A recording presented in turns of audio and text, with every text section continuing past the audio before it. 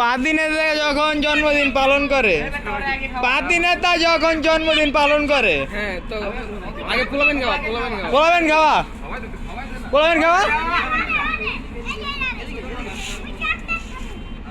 আমাদের